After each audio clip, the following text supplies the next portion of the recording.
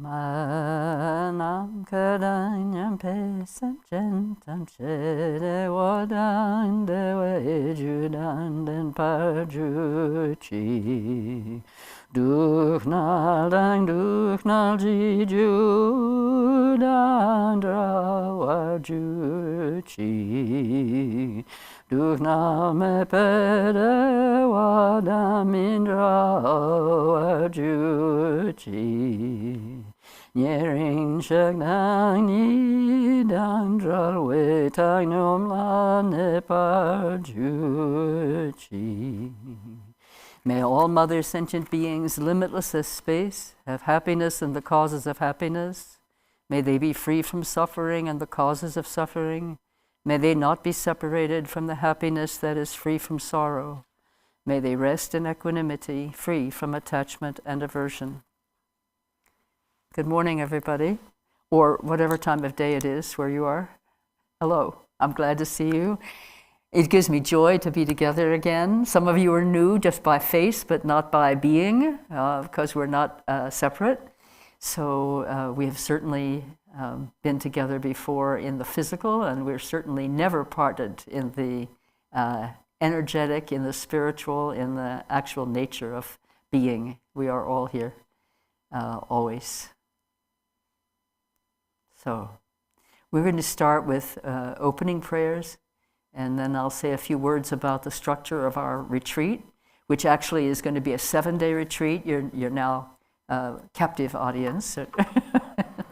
It's going to feel much more spacious than 1 day sounds. And then I'll speak a bit, and then we'll proceed from there, okay? So we'll do the opening prayers. Some of you have the prayer book, some of you don't. I'll recite the prayers out loud. Not very slowly, but if you know the prayers, if you have access to this book, the yellow prayer book, this is what I'm reciting from right now.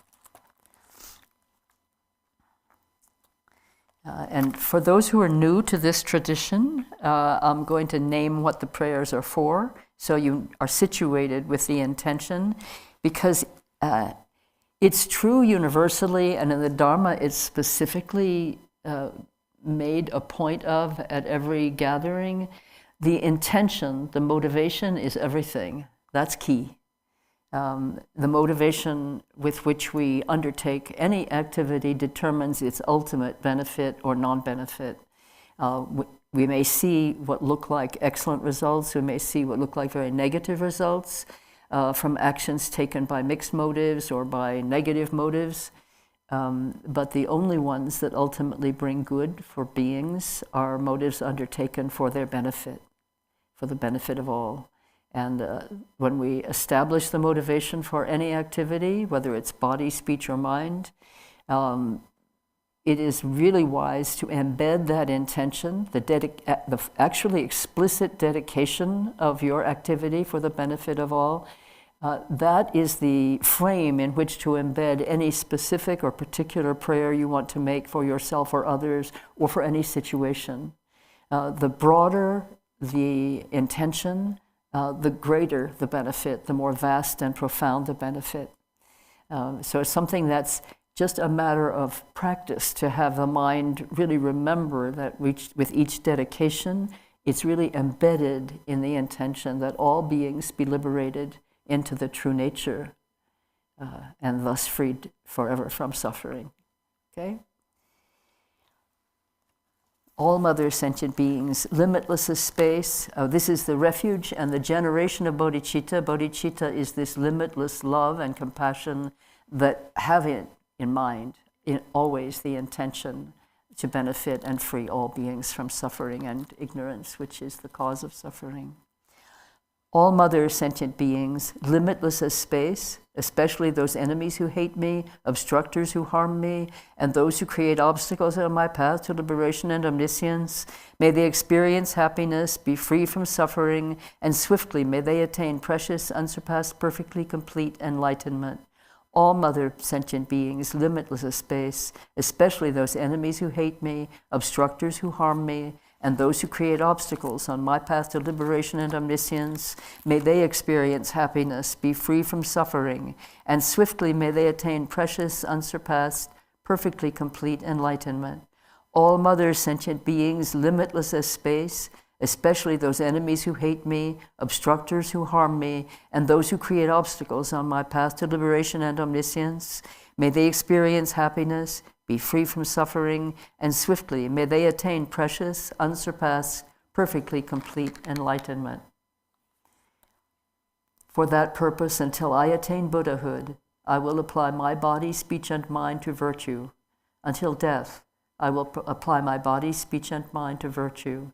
From today until this time tomorrow, I will apply my body, speech, and mind to virtue. And this is specifically a prayer for generating bodhicitta, that vast intention that I've just spoken of. I take refuge in the Buddhas until I attain the essence of awakening. Likewise, I take refuge in the Dharma and in the assembly of the bodhisattvas. Just as the Buddhas of the past gave rise to bodhicitta and progressed along the bodhisattva's path, so shall I give rise to bodhicitta for the benefit of all beings and practice the stages of the bodhisattva's path. I take refuge in the Buddhas until I attain the essence of awakening. Likewise, I take refuge in the Dharma and in the assembly of the bodhisattvas. Just as the Buddhas of the past gave rise to bodhicitta and progressed along the bodhisattva's path, so shall I give rise to bodhicitta for the benefit of all beings and practice the stages of the bodhisattva's path. I take refuge in the Buddhas until I attain the essence of awakening. Likewise, I take refuge in the Dharma and in the assembly of the bodhisattvas. Just as the Buddhas of the past gave rise to bodhicitta and progressed along the bodhisattva's path, so shall I give rise to bodhicitta for the benefit of all beings and practice the stages of the bodhisattva's path. And here is the simple refuge prayer. Until awakening, I take refuge in the Buddha, Dharma, and the Supreme Assembly. By the merit of generosity and other good deeds, may I attain Buddhahood for the benefit of all beings. Until awakening, I take refuge in the Buddha, Dharma, and the Supreme Assembly. By the merit of generosity and other good deeds, may I attain Buddhahood for the benefit of all beings. Until awakening, I take refuge in the Buddha, Dharma, and the Supreme Assembly. By the merit of generosity and other good deeds, may I attain Buddhahood for the benefit of all beings. The Supreme Assembly spoken of in this prayer is the sangha, of which we are a part. And then the prayer that I chanted at the beginning is called the Four Immeasurables, and I think of it as the Bodhisattva vow, basically. It is the essence of the Bodhisattva commitment. May all mother sentient beings, limitless as space, have happiness and the causes of happiness. May they be free from suffering and the causes of suffering. May they not be separated from the happiness that is free from sorrow. May they rest in equanimity, free from attachment and aversion. May all mother sentient beings, limitless as space, have happiness and the causes of happiness. May they be free from suffering and the causes of suffering. May they not be separated from the happiness that is free from sorrow. May they rest in equanimity, free from attachment and aversion. May all mother sentient beings, limitless as space, have happiness and the causes of happiness. May they be free from suffering and the causes of suffering. May they not be separated from the happiness that is free from sorrow. May they rest in equanimity, free from attachment and aversion. And we offer a mandala of the universe and all precious substances and beings within, again, for the liberation from suffering and confusion and primary ignorance of all beings in all worlds at all times. An infinite array of worlds, each with 4 continents and the wealth of infinite oceans of realms, if I bring them all to mind and offer them without exception, please hold with compassion all the beings they contain. This hand gesture is a symbol of the mandala offering. My body enjoyments and whatever I own, my aggregates, elements, and sense sources, my aspirations now and in times to come, as well as everything I grasp as mine, by offering them all, may I be blessed with the end of self-grasping. Completely liberated from the bounds of real and unreal, transcending the names and concepts of arising, cessation, and abiding, coming and going, affirmation and denial, the supreme mandala is the natural state. By offering it, may I be blessed to attain the state of Buddhahood. Om Guru Deva Dakini Ratna Mandala Pratice Soha. And the supplication to the Guru, and think here of whoever is your principal teacher, your lama, your guru, your reverend, your one who represents for you the traditions that you have faith in. Notice I say traditions in the plural. And this is the supplication to that being who is really one of the vehicles through which grace and blessings reach you. Your devotion to the Guru is the opening for you of your receptivity to receive the blessings. They're always there. The question is, are we always open? And the answer in this prayer is yes, we are. Namo. To the Guru, the utter purity of all appearance and existence, I offer all appearance and existence, arisen as the primordial ground. I supplicate you, may the 3 realms be completely liberated. Please grant blessings to empty samsara from its depths. Lord, with 5 omniscient wisdoms, crown ornament, kind one with loving nature, precious protector of beings, heart of all Buddhas, inexpressible by words or thought, I supplicate you from the core of my mind. Bless me from within the state of Dharmata. Bless me to realize this mind, primordially pure and unborn, as the unfathomable Dharmakaya. Please turn the wheel of the Dharma, of the greater and lesser vehicles, and the teachings common to both, according to the dispositions and mental capacities of sentient beings.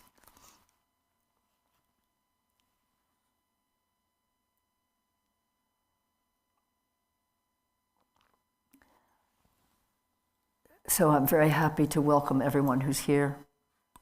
And there are unseen beings here with us as well, who gather when we offer such auspicious and propitious intention and prayers.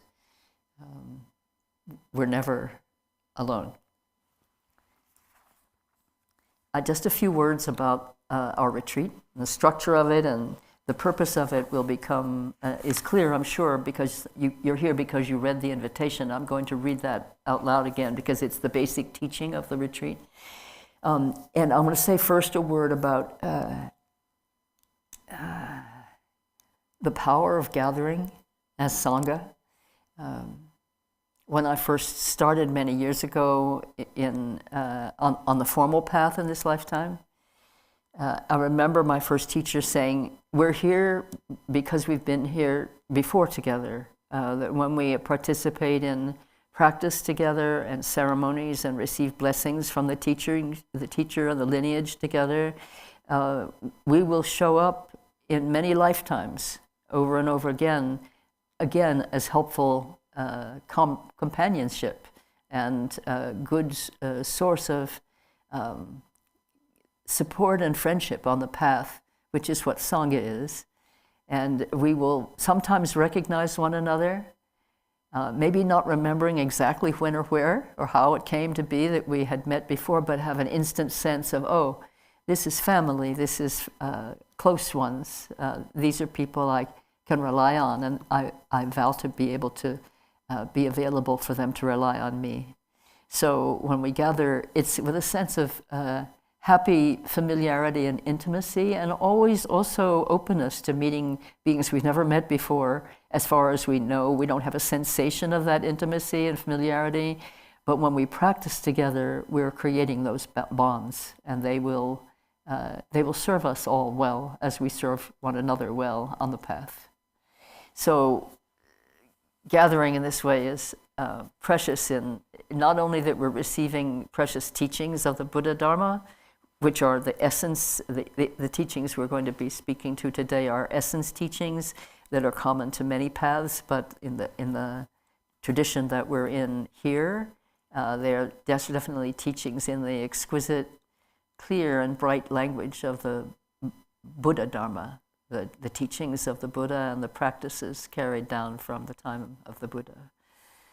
So, aside from the times that we're here together in session, the retreat is silent. Now, I don't know your life circumstances. You're not here in the same room physically, so you'll have to do the best you can with that, but I would really welcome and encourage your intention to maintain silence as far as you can, as well as you can, through the entire course of the day until 5 p.m., including all breaks and meals and so on. Now, you may have children around and you might need to speak. If you do need to speak, then please speak. And let it be speaking just as much as needed and not a lot of elaboration. And when you need to elaborate, particularly if there are young people around or people who need something from you, if you need to elaborate and speak with to some extent, then have intention in the mind that this is part of your retreat, that this speech is also, think of it as sacred sound, and speak with that in mind. So that's the first thing. And then also, I'd like to know, I can't know necessarily, but I'd like to say that I invite you to take a comfortable seat for this retreat. You do not have to be sitting in the lotus position on a cushion. You preferably are not reclining the entire time, but if you need to recline for a short period, sometimes people do, then please do that, and then come back to sit erect again. And when I say erect, what will benefit both the receiving of teachings and the contemplation of the meaning, and also the practice that we'll be doing, what will benefit is a spine that is in a relaxed position, erect and relaxed at the same time, like the stalk of a good healthy flower that's had lots of water, that it's erect, and yet on the top of that stalk, the head is free to move. In other words, it is a relaxed posture. But the erectness allows the winds within the body, the subtle winds, which is energy, to move freely. And so that's the main reason that I invite you to have that intention. And then if you need to move, this is not the kind of situation, and I'm certainly not the kind of teacher who whacks people, but so if you need to move, move, okay? And most people, at least at my age, and perhaps at your ages as well, most people whom I know who haven't been meditating since age 5, it sort of reminds me of ski jumping. They always said, don't start after the age of 16. That would be disastrous. So you have to train your body early on to sit in a meditative posture for a long time. There's training involved. And many of us haven't had that extended training in our youth. So it's stiff. The body is stiff to sit in this way. So by all means, as you need to move for your comfort and to release tension in the body, please do that. And then come back to your comfortable, erect position as you can. Okay? And finally, not finally, the third thing is at the midday break, we'll have short breaks as needed. I went overboard, as some of you have seen on the schedule, and gave precise times for our breaks. We will or we won't do them at the precise times, but we will break exactly at noon for lunch, and you'll have 2 hours for that, for whatever meal is at your time. And so during that period, I really invite and encourage, even if it's nighttime where you are, please go outside for at least part of that 2-hour break, so that you're able to practice clear awareness in and with the natural world. And by the time we come to 12 o'clock, you will know what I mean by that, and what I mean by the practice of that. And the last thing is, please, maybe you don't have already, but at the first break you can prepare a water or tea to have with you, so you don't have to go out every time that you need a drink, or during every break that you have to make something from scratch. And if you have a physical need to eat some food during the time that we're together, I want you, for your health, to do that. Please be very discreet about that, so that it's not, we're not looking at recreational munching here. We're looking at food that is necessary for your health. And so I want that to be available to you, so please bring it in with you. And if you need to eat for your health in that way, have it be discreet, preferably not crunchy nuts, which we'll all be very involved with auditorily. And also have an awareness that you're offering your food for the benefit of all while you're taking some nourishment, that you're offering that for all, okay? And stay in session. Please don't leave in order to eat. I really want all of you who can to be here with all of us for as much of the retreat as possible. That's how it will deepen for us all and expand for us individually and collectively. Okay? So I'm not going to pause for questions here. There'll be time for questions and discussion as the day goes on, but I want to speak a bit first. So that we're really in context together, okay?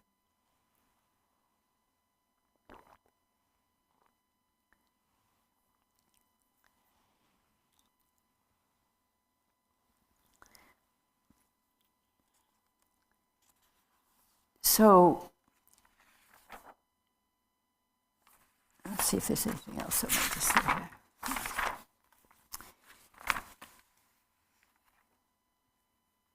So this retreat is named Simplicity Itself, and what we will be practicing on is that it is not other than clear awareness. Clear awareness is simplicity. It's the essence of simplicity. And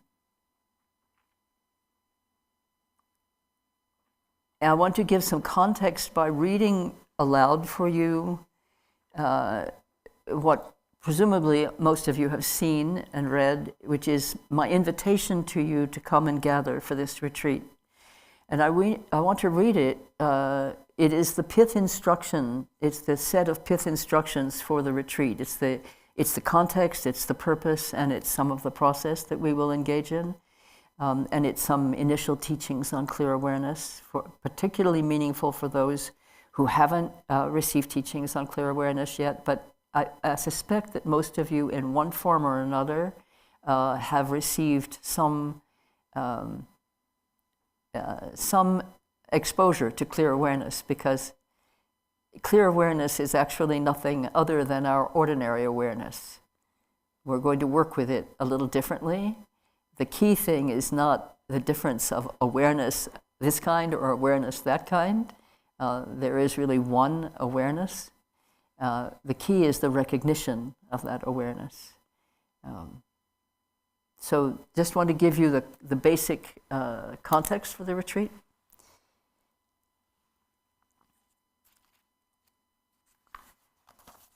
All appearances are one's own mind, open and empty like space,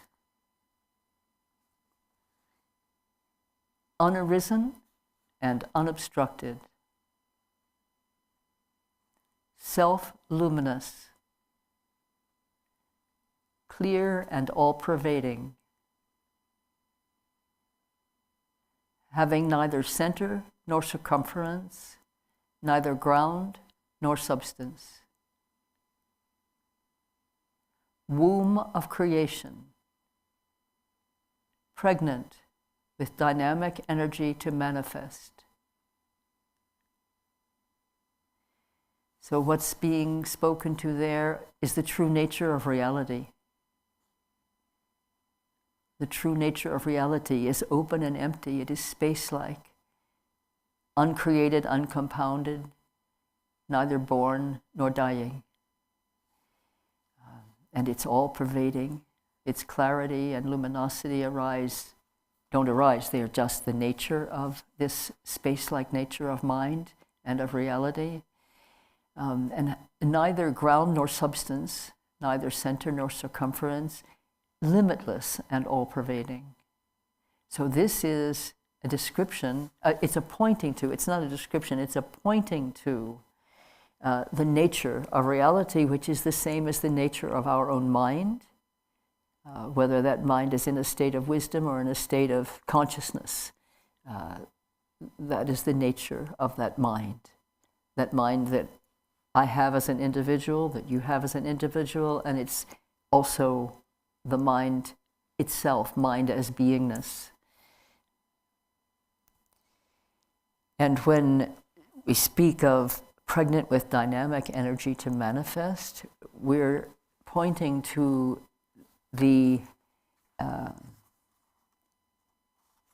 fact that this open, empty, space-like nature of mind and reality, it's not blank, it's not nothingness any more than space as you look out into space is nothingness and blank.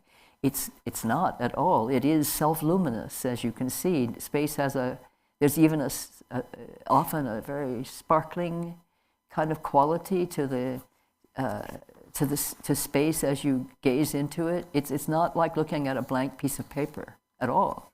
So contrast those two, a blank piece of paper and space, as you look out into it, and you'll have some sense of what's meant by the dynamic energy of the empty nature of space and mind and all appearances. And throughout any conversation we have, or anything that I speak to, if I use the word appearances, I'm referring to phenomena that arise or appear to our awareness, to our discernment, to our understanding, to our confusion. Appearances can arise innerly. Those are thoughts and memories and so on that we're aware of inwardly, and they appear outwardly, the tree, the house, the friend. So appearances are simply arisings, and sometimes we refer to them as that. They're arisings in the vast, open, undifferentiated, unitary field of being, the space-like nature of reality and mind. Appearances arise. We are here. We see each other. We observe our surroundings. We hear things. We operate in the world of the senses. We operate in existence. But in beingness itself, there is no differentiation. It is, again, open, uncompounded, unborn, and undying. Whereas we who are born, and I mean we, all things that are born, whether it's a thought or a being, an event, there is birth, a moment of abiding, and then there's cessation or death. We experience that in every moment of every day. There's a moment, and it has a beginning, and then it abides for just that moment, and then it's gone. So those are all what we call arisings. They're in the phenomenal field, the field of phenomenal reality. What sees that?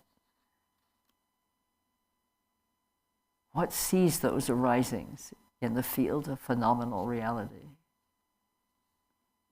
That's what we're here to see. What sees that? What a sentient being places in mind is seed of cause. Cause meeting suitable condition, seed fruits up. This is karmic cause and consequence. We experience it as our lives and times.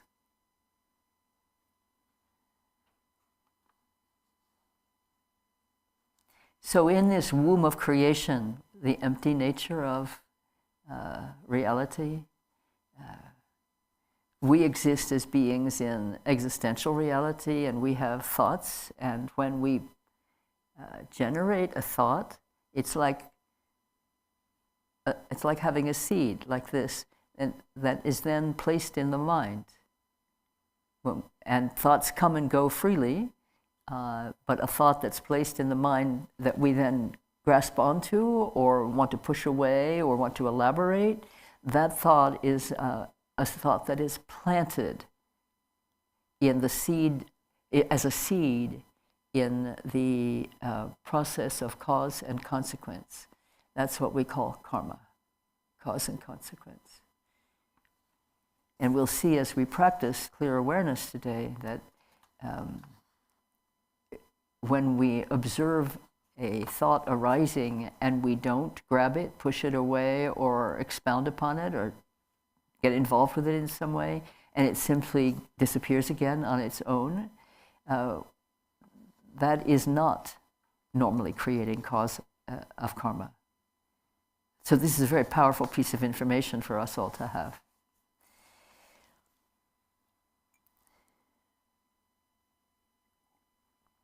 Powerful, I mean empowering. In this and here's why it's important. Well, not the only reason, but here's a very significant reason that it's important. In this historic planetary moment, nothing could be more evident than the relationship that human activity of body, speech, and mind bears to planetary atmosphere, climate, events, including the outcomes of human mindsets and activities of confusion, fear, anger, greed, and domination, and the profound sorrow that is their intergenerational wake. The very elements of life are rising up to show us what disharmony looks like and what it costs within us and all around. At the same time are to be noticed tender sprouts of wholesome mind, ever and everywhere rising to the light. There are prophecies of many peoples, I should say, many traditions. The two that I'm familiar with, somewhat familiar with, I should say, are the Cherokee and the Tibetan tradition of the Buddha Dharma generally. And in both of those traditions, I myself have been the recipient of, as many others have been, of prophetic teachings about this era that we're living in right now, which is a very expanded era. It's not a matter of a decade or two. It's been rising and taking shape for a long time, although not quite recognized by most, but it will continue for quite some time still. I don't have any idea what time means as I'm using that word right now, but the prophecy, as I received it from the teacher in the native tradition who passed it to her students, was this: that in this time, which is called the changing times, the planet, this planet, and I don't know about others, but we'll talk about our planet Earth, is to undergo a profound purification. And purification in these spiritual traditions doesn't mean scrubbing something. It means moving toxins and poisons and obstacles and obscurations away, out of the field, so that what is actually there can be seen. So it's more like sweeping away what obscures clear sight and clear understanding of what is. So the time that is called the time of the changing times, the time of great purification, and the purification happens karmically for an individual. The seeds of negative karma are purified through suffering. So what we're seeing here in our life at this time on this planet with human beings is another point that is pointed to in the prophecy as I received it, that it is the mind of humans that needs to change at this time. It is the mind of humans that needs to change. And the prophecy went on to say, and if we make the change quickly enough, it will be easier on us. And if we don't make the change quickly enough, the elements will do it for us. Earth, air, fire, water, and space, or sacred sound, will make the changes that are required to bring the planet to the next level of a harmonious development and existence, continuation. None of these prophecies that I have read or heard or received personally have spoken to the extermination of life or the death of the planet. I haven't heard that. But there is tremendous suffering on the land. There's tremendous suffering throughout the realms of existence as we know them here on Earth. Tremendous upheaval. They look like catastrophes. Think, though, what it's like when a person is very sick or an animal is very sick. The poisons of that illness have to be extruded from the body in order for the body to heal. So take the long view, as I was invited to do, take the long view and see that this drastic purification activity that we recognize on our earth, we look at it as catastrophe and disaster, but if we look at it as purification, we'll understand better how it's also the vehicle for a process of healing that is profound and reorienting to whether it's an individual being or whether it's a planetary being, that there can be a reorientation, a finer alignment and attunement with what is. It's a sweeping away of falsity and confusion in appearances, but the falsity and confusion arise in the mind. They don't arise in the planetary substances of earth and soil, or in the winds and so on. It's not that the elements are confused. It's that we humans have been confused out of ignorance. We'll talk about that some more later.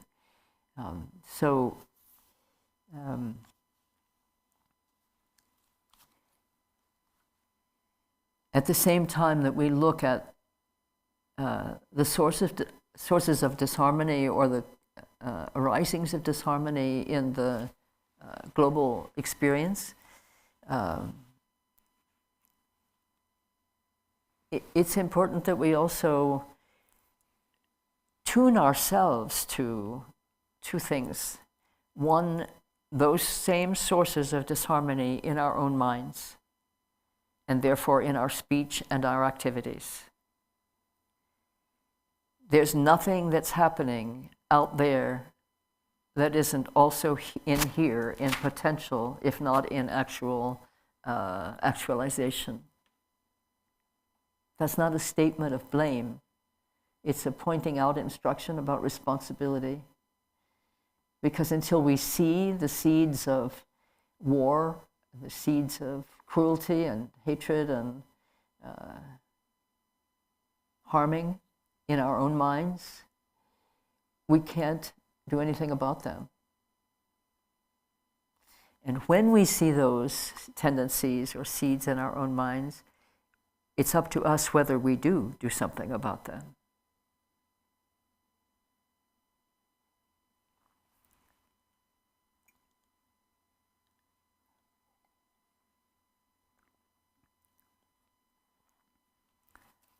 What can we do? How shall we be?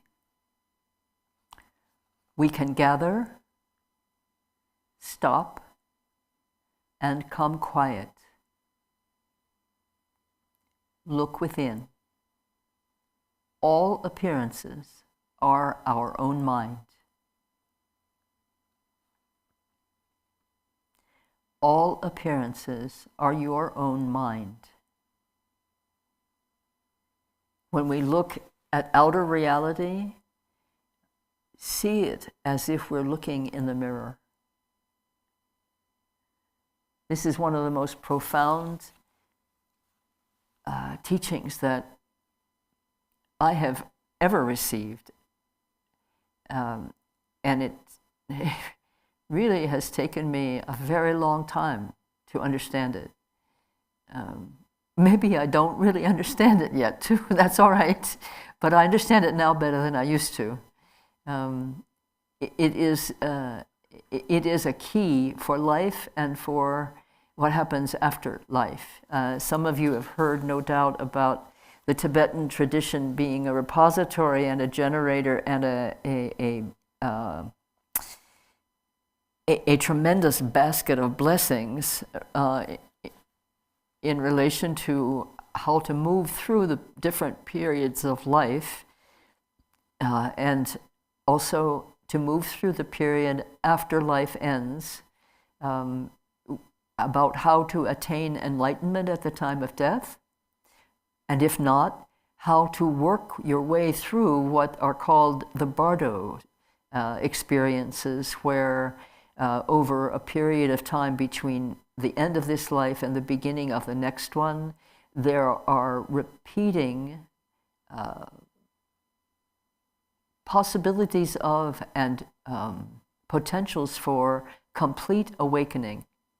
In other words, enlightenment, which is a word I don't use a lot because I'm not sure it's the right translation for whatever the ineffable is that we're talking about, but I'll use it in this context. But so after the time of death, the key instruction in the Tibetan Book of the Dead, which is what's called a treasure text, a text that was generated by Guru Padmasambhava, Guru Rinpoche, as he is known, and placed in the mind or in the earth or in an object of some sort. These are called Dharma teachings that then come to light again through being discovered by treasure discoverers, they're called tertuns, at the time that they are intended to be revealed. And Guru Rinpoche, one of his dharmas, one of the treasure teachings that he created for this purpose was the Tibetan Book of the Dead. And there are teachings that are very specific to certain kinds of rituals and so on, but there are core teachings in that book that are useful for anybody in any tradition whatsoever. And I came upon it at a time that I learned later, was dying. I didn't know it at the time. It sure felt like it, but I didn't have that in my mind. But that book somehow came into my life at that time. So somehow I had some inkling that I might be about to leave. And I read it. The translation that I read was the translation by Francesca Fremantle and Chogyam Trungpa, Trungpa. And it's filled with the luminosity that one associates with the teachings of Padmasambhava, Guru Rinpoche. It's just, the luminosity is just redolent and changing one's mind to be exposed to. And through reading that book, what I saw was, even though I didn't do right away, I didn't start practicing it right away, I read it several times, and it made a huge difference to my mind. And particularly, this teaching stood out all the way through the book. It gives actual instructions for what to do with your mind after death. But this book is also a handbook for how to live a life. It's not different. The teachings are the same for both. And the teaching, all appearances are your own mind, is reflected in the translation that I read and practice and give as see everything as a reflection of your own mind. Everything that you see and experience, take it as a reflection of your own mind. This is a very liberating teaching. At first a little confusing, but that's not a problem. We're plenty experienced with confusion. You can get through the confusion. This teaching will take you right through it. So this is a long reading of this short piece that I wrote for you, but I'm commenting on it as I go, so, as you can tell. So the next point is, after saying, look within, all appearance as our own mind, cultivate inward attention to see mind's activity, propensities, disturbances, goodness of heart, longings and aspirations, doubts and hesitations. Cultivate inward attention. That means the attention that is not looking out at at appearances and not grasping at thoughts and what they may be implying, but actually is directed inwardly, as if your eye is turned within to see the contents and the processes of your own mind. And we'll work with that extensively today. So the instruction at this part is cultivate the inward attention to see mind's activity, propensities, disturbances, goodness of heart, longings and aspirations, doubts and hesitations. And then the next point says, courage. See and choose. See and choose. See clearly the seeds of potential. Consciously choose which to water, which to weed.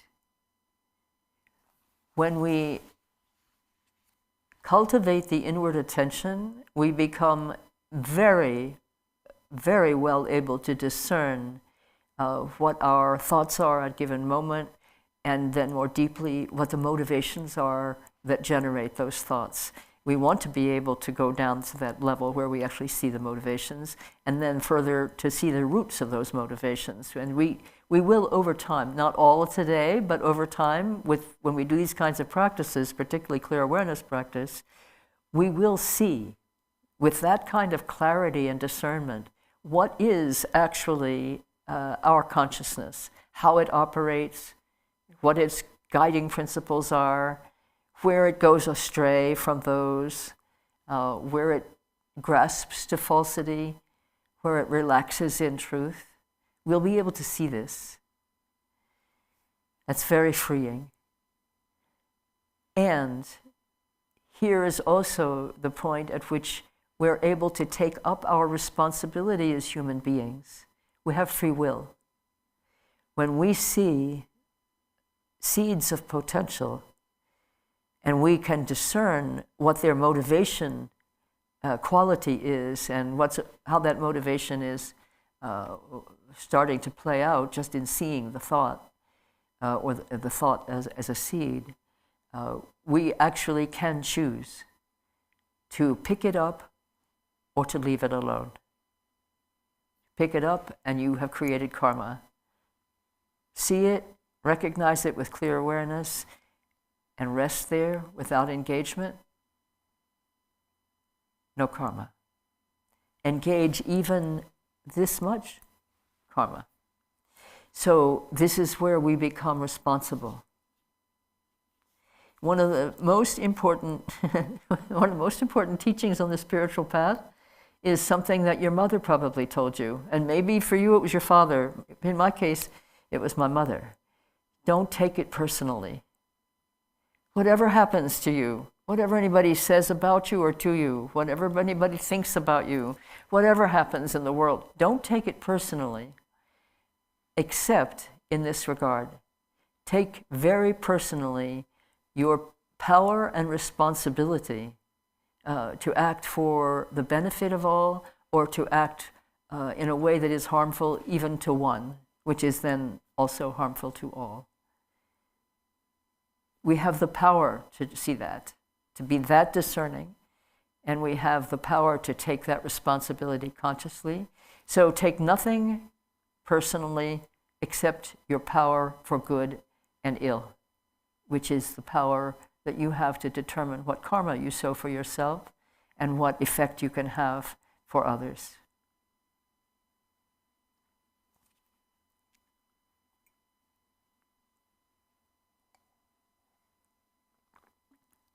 And then the final point in the teaching, this called simplicity itself. Recognize clear awareness. Open, empty, and luminous like the early morning sky.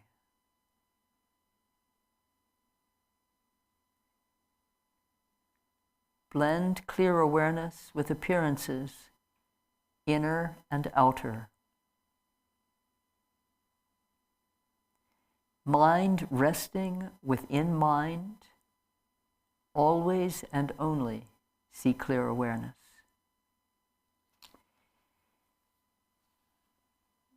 This is your basic instruction about clear awareness practice. I'm going to repeat it. You may want to take note, but this that I'm reading from I can make it available to you easily, but it's also on the web. It's the introduction to, it's the announcement of this event. So you can go to the Garchin Institute website, and then you can copy this, just copy and paste it, and then you'll have it. So, but this last point this is actually a practice instruction. This is the essence instruction.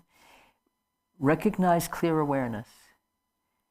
Open, empty, and luminous, like the early morning sky. Blend clear awareness with appearances, inner and outer. Mind resting within mind. Always and only see clear awareness.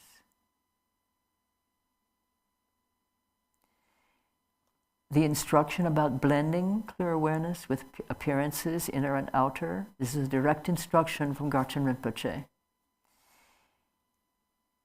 As also the phrase, always and only see clear awareness. That's a quotation. Both of those are quotations from His Eminence Garchin Rinpoche. And then from Milarepa comes the instruction, let your mind remain within your mind. So when I say mind resting within mind, that's from Milarepa.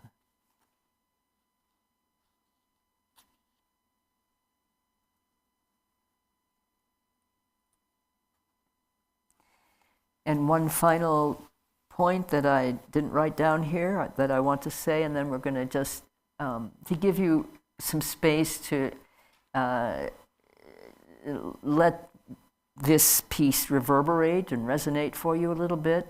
Not necessarily any kind of meditation, but just a period of silence after I finish speaking. But I want to say first 3 things. Clear awareness is not other than your ordinary awareness.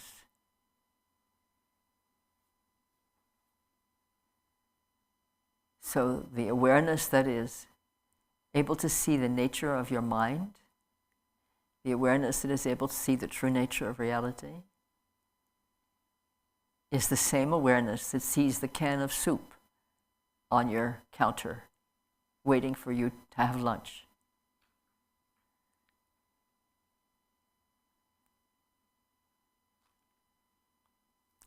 So clear awareness is also my ordinary awareness. So your ordinary awareness and my ordinary awareness are both clear awareness. There is no difference between them.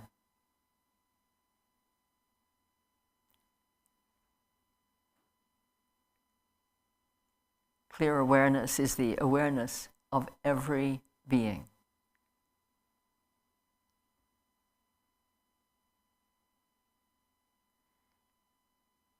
And finally, for the moment, clear awareness is all there is.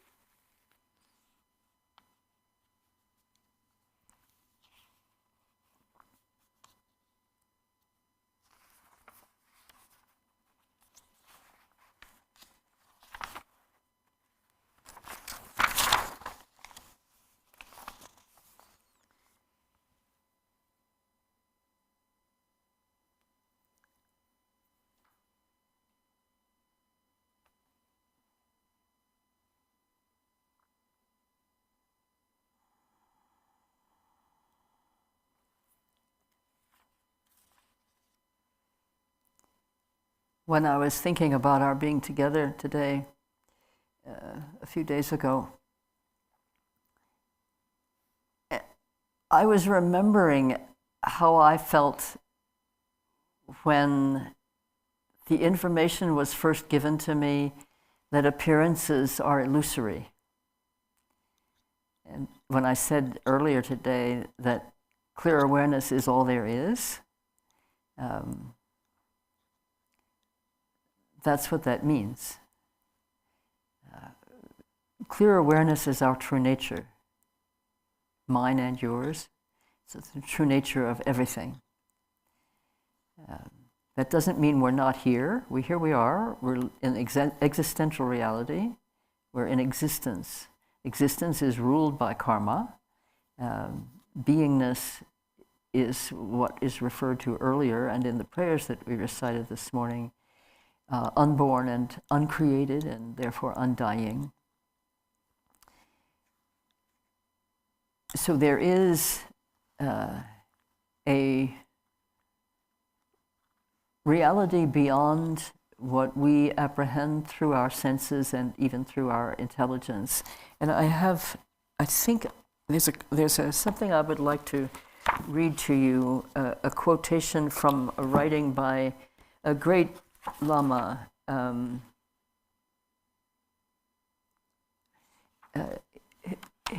Dilgo Khyentse Rinpoche. And it's very significant. It's very significant.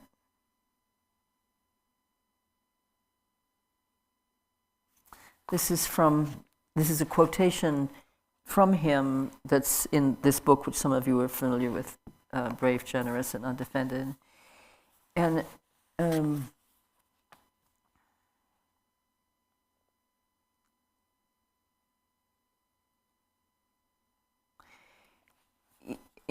this is a commentary on the 37 Bodhisattva practices, which we will read at some point. I will read it aloud so you hear all the verses together. And in the section on the practices that in the Tibetan tradition are called paramita practices or great perfection practices, the primordial perfection of the true nature, that's what Dilgo Khyentse Rinpoche is speaking to here, the patience to tolerate our confusion, to tolerate our stumbling, to tolerate the sorrow of not being able to be in a state of joy and equanimity and love all the time, the sorrow and regret of that we have when we see that we're hurtful when we mean not to be, or we think we mean not to be, and also to the kind of sadness and fear. He's speaking here specifically to fear that we may feel when we come to receive teachings in the spiritual traditions that we open the door to and that open the door to us, and they point us to a reality beyond the reality that is our experiential domain.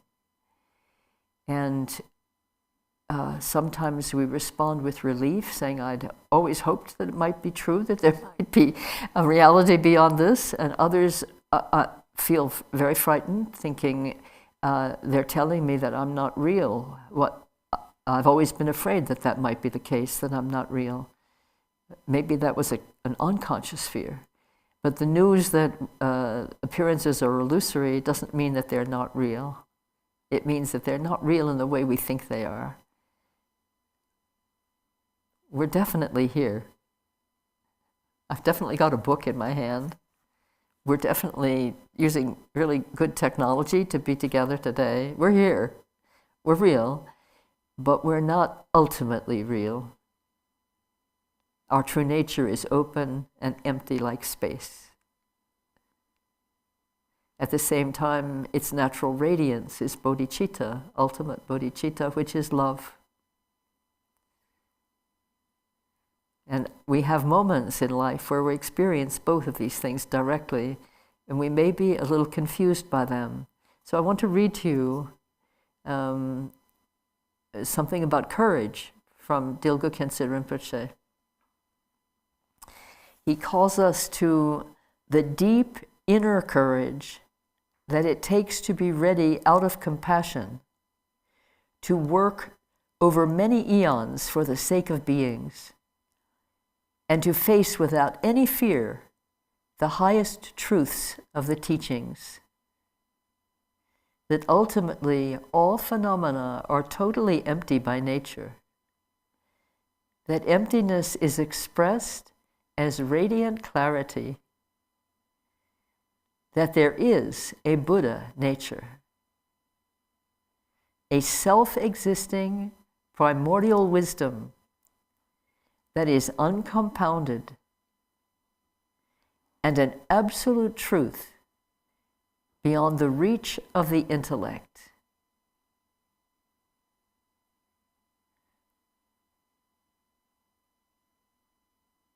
We need not fear, and this is my comment here, this is not from Dilgo Khyentse Rinpoche, but this is my comment that I share with you right now. We need not fear looking into the mirror of reality and recognizing there our own true face, nor need we fear not being able to recognize it, because it is. There is nothing that is not of this nature. Let fall away all preconceptions about ultimate truth and practice with joyful patience. So I want to give you some practice guidance. Let me just add to what Dilgo Khyentse Rinpoche said. This is why we're here doing what we're doing today. This is why we're here. Because there is a reality beyond the reach of our ordinary perceptions. And because we long for that, we're longing for what's true. We're longing for wholeness and the holiness that is our natural state. Because it is true, it is always exerting upon our awareness a subtle resonance, and sometimes an extremely powerful pulse of resonance.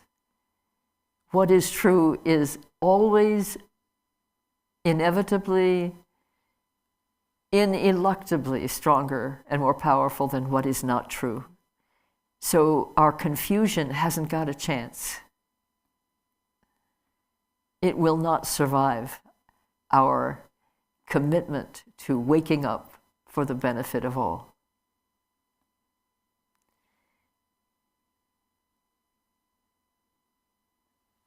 This is why we practice.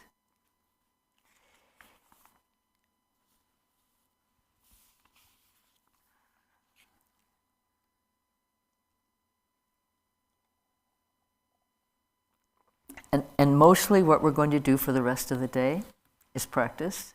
So I want to give you the kind of operating instructions that we'll work with throughout the rest of the day. And this won't be the only time you hear them, but I want you to have the whole set that I want to convey, so you have the whole thing, and then it will be easier to see in a given moment of practice. If I say a certain thing, you'll understand the context. You'll understand that it's part of a whole understanding of how to be with clear awareness. And I should say something that I always say that I forgot to say. I don't have much, in West Virginia, where I grew up, or where I was a child, southeastern part of, in Appalachia, there's an expression, I don't have much truck with this or that, meaning I don't give it much space, I don't take it very seriously, I don't think I don't think it's true or whatever. So I don't have a lot of truck with beliefs. I'm more of the opinion that beliefs are opinions that we hold, or frames of reference that we touch into until we know. You don't have to believe something once you know it, yes? I mean, we believe something before we know it. And it's related to faith in that sense. And I'm not sure why I'm saying this to you. Oh yeah, and now I remember.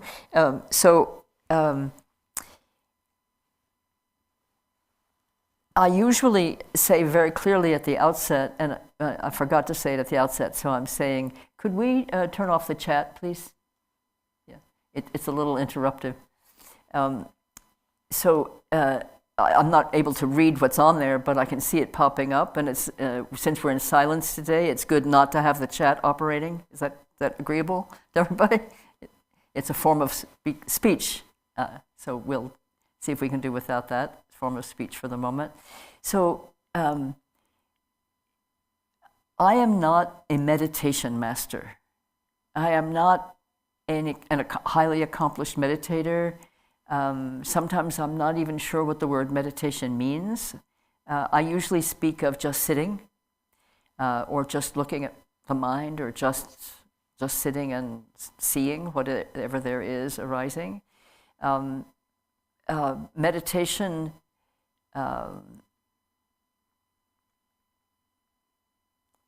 is a popular concept now, and there's so many different kinds of meditation that the word is very general. When Garchen Rinpoche uses the word meditation, however, he is pointing to the practice of looking clearly, with clear awareness, at wisdom mind, at awareness itself, and abiding in that state is true meditation. So I am not at the level where I abide extensively in that state. My practice is more in the world practice, partly because of the nature of the work I do, which you're participating in right now. So I have lots of excuses for why I don't abide extensively in the state of clear awareness. What I can say, and because I know that that's true for many of you as well, that you may have received profound meditation instructions, you may have had experiences of profound meditation, and you may be judging yourself in some way for not being an abider. And I want to say, well, me too. Sometimes I judge myself about that, but less and less as time goes by. Because another thing that Garchen Rinpoche has said about practice is that in some ways, the most important kind of practice is in the ordinary run of experience, the ordinary activities of one's day and life, and the ordinary conditions of one's mind. That instruction is really critical for us to remember and to lean back on and to follow, because we are normally in that kind of normal activity state. We're normally in a consciousness state, not an awareness state. But we are never, this is the point to remember here that's really critical for everything that comes from here on out. We are never separate from clear awareness. Never separate from it, because it is our true nature. So don't even think, do I abide or do I not abide? You don't even have to go there. Abiding is a natural state that arises from practice. So we practice. That's what we do. We practice, and whether we abide or not is a matter of development, a matter of karma. It's a matter of condition and circumstance and so on.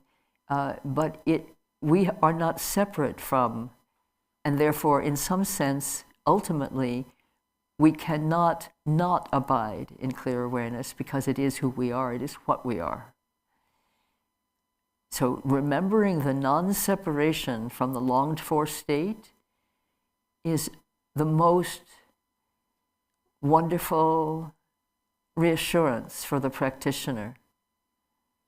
Remember the non-separation from the longed-for state. Okay? Okay. So we have a few minutes, and I'm just going to give you the pith instructions. The first one I will, and we're going to spend some time on them in the next session. The first thing I want to speak to is, I'll use the expression gathering within, and I may use this gesture when I say the words gather within.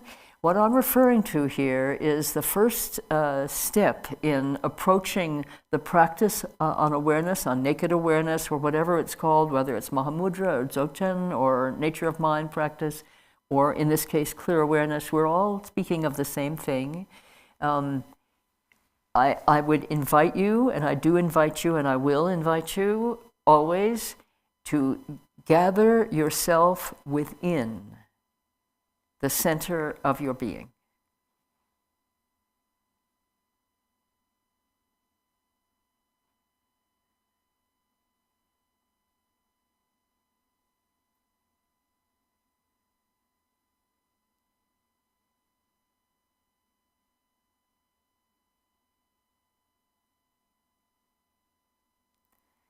Thank you. That was outstanding. Not in a judgmental way. It was outstanding to be with you all as you did gather yourselves within.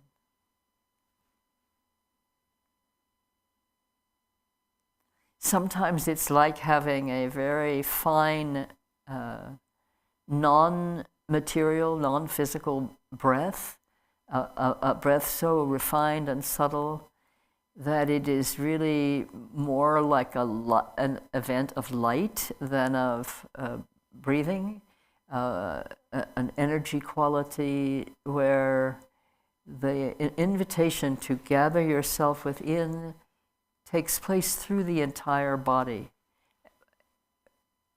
It's like a whole body in-breath, but it's not of breathing, it's of knowing, presence.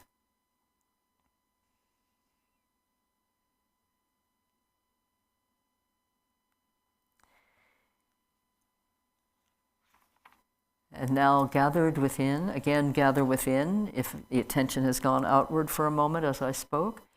Again, gather yourself within the center. And now, gathered within, glance swiftly within.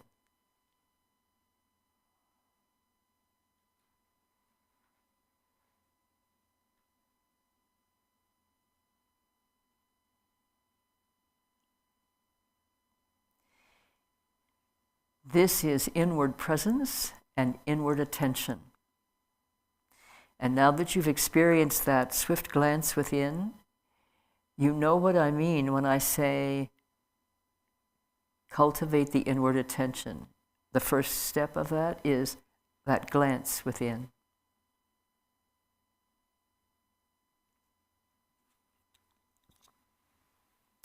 It's simple and direct. Having glanced within, and do that again now as your attention may have come out again. Again, glance within and rest there in an inward gaze.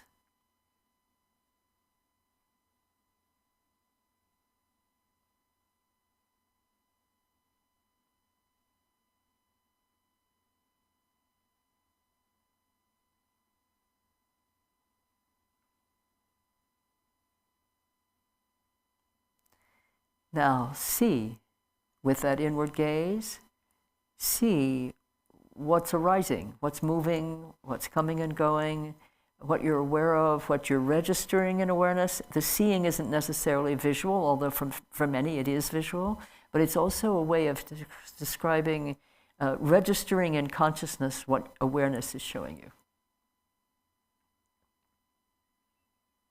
Like maybe your tummy is growling, maybe you're feeling sleepy, Maybe you're really happy, you're aware of that. Maybe you're thinking of something you forgot to bring with you. Whatever it may be, you're able to see what's happening in your mind. If I ask you at a given moment what's going on in your mind, you're just going to do exactly what we've just done. You're going to glance within, and then you're going to look, you're going to see, well, what is in my mind? And you will know, it's instantaneous. It doesn't take more than a split second. And then you can also dwell there and see activity as it comes and goes. You can, with the inward attention, that inward gaze and inward attention, you can see what's going on in your mind. And as we practice, you will increasingly be able to see not only what's going on in your mind, which is consciousness, but the actual nature of your mind, which is awareness.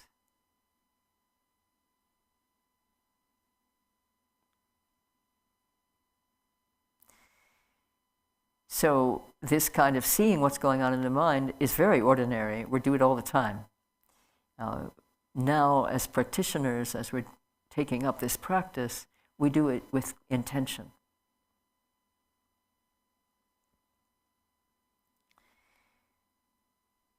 So if you need to refresh the inward attention, do that now. Again, you can also refresh the gathering within. Just gather again. Perfect. Again, glance within and then rest there in the gaze. Now gazing within. Now seeing mind activities, whatever they may be. Or even just being aware of energetic phenomena in the body or in the mind, or the weather conditions of your mind and emotions and body as they change in the course of the day, course of an instant. What sees this?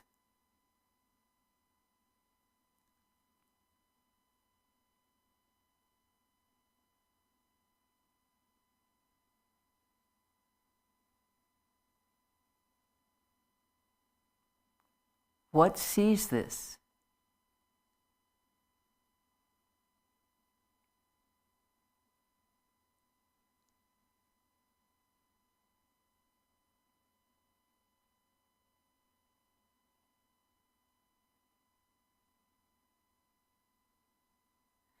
As we practice today, and as you practice on your own, let that question from time to time drop into the space or the pool of the still water of your mind, or the disturbed and turbulent waters. That question, what sees this? It's a device. It's an authentic, profound question. It's also a device for your training. Each time something comes up that's disturbing and catches you and throws you around, what sees this? And just sit in the question, not looking for an answer, just what sees this, and then immediately look within.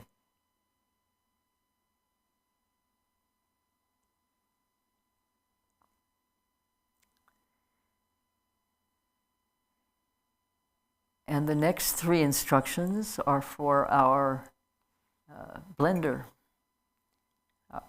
our blender activity.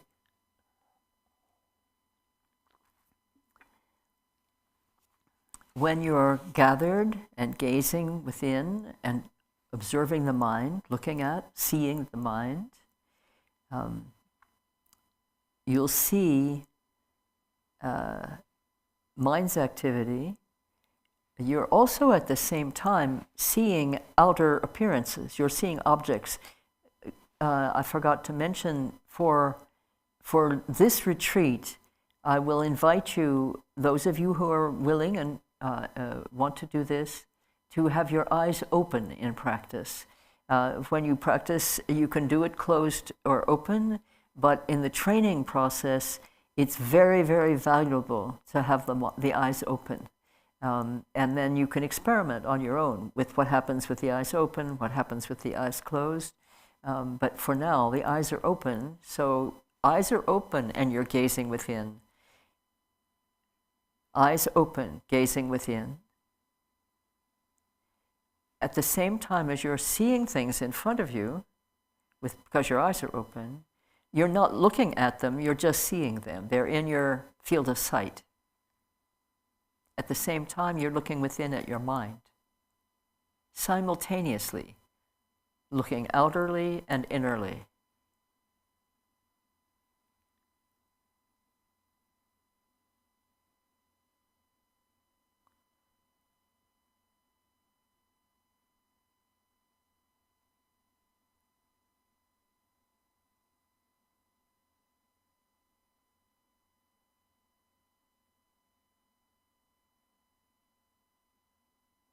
This is very important moment in the practice.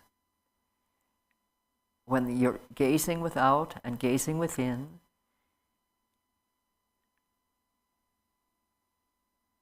now recognize that clear awareness and ordinary awareness are same. Sawa sawa, same. You're gazing without, you're seeing things without, but you're not poking at them, you're not grasping to them, you're not even looking at them. They're just in the field of vision. And same within.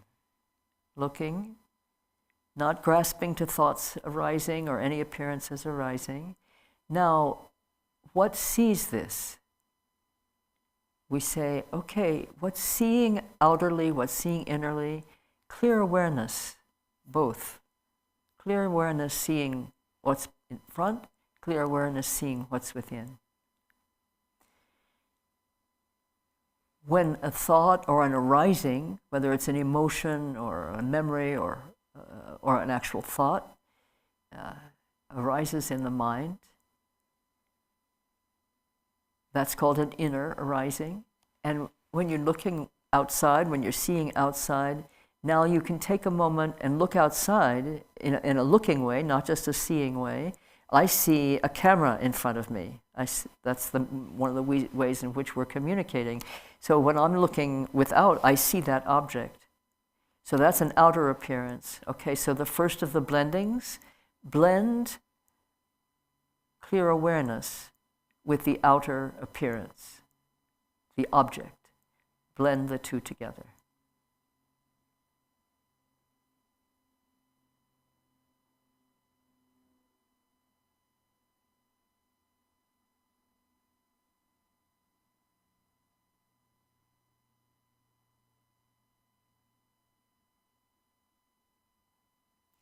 Now the second blending is to do the same thing with the inner appearance. Whatever is arising within the mind as a thought or an emotion, a sensation, when it arises, and now I'd ask you to generate such a thing. Generate a thought or a mental image. And now what sees that is clear awareness. Blend clear awareness with the inner arising.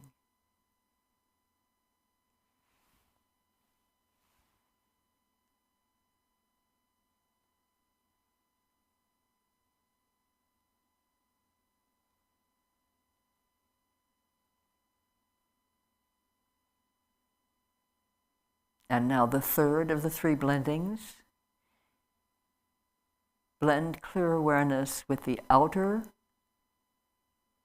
object or the outer appearance and the inner arising simultaneously. So I see the camera in front, I have a thought about it, I blend the two with clear awareness.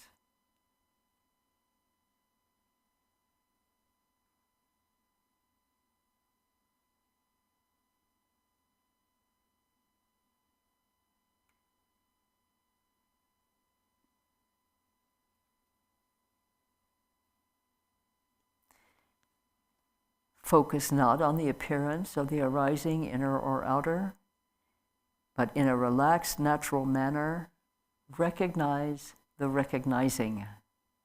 See the seeing. Be aware of the awareness.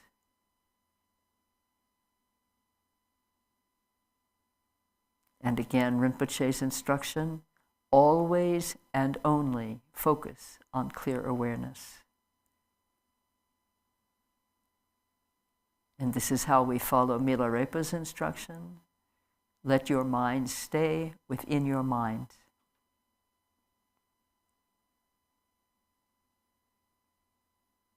This is how we practice on clear awareness, on the non-dual.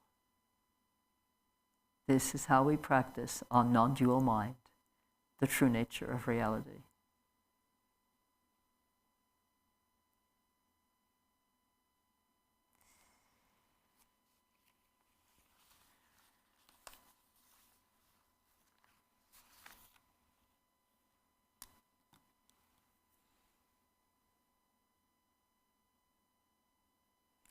So that, my dear friends, is the whole thing.